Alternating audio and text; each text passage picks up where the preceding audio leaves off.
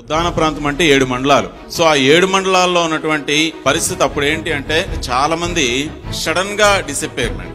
ఏంటి అంటే ఒక 1 month 2 months లో ఒళ్ళంతా పొంగిపోవటం, చనిపోవటం. ఏమైందయ్యా అంటే పులక అనేవాళ్ళు.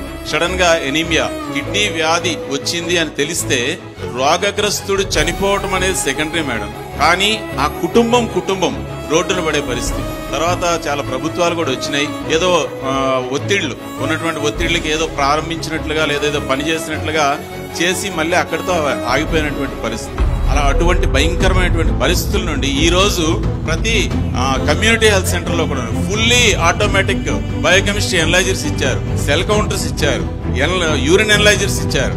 అంటే దగ్గర డిస్ట్రిక్ట్ హెడ్ క్వార్టర్స్ లో చాలా హై అండ్ ల్యాబొరేటరీస్ లో కూడా లేనటువంటి ఎక్విప్మెంట్ ఈ రోజు మా ప్రాథమిక ఆరోగ్య కేంద్రాల్లో కమ్యూనిటీ హెల్త్ సెంటర్స్ లో ఉన్నాయి మేడం.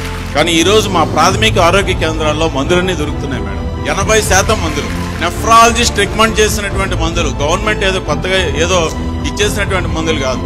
మా ప్రాథమిక 18 ప్రాథమిక ఆరోగ్య కేంద్రాల్లో 6 CSCలు 5 UPHCలో ఈ మందులు ప్రొవైడ్ చేస్తారు.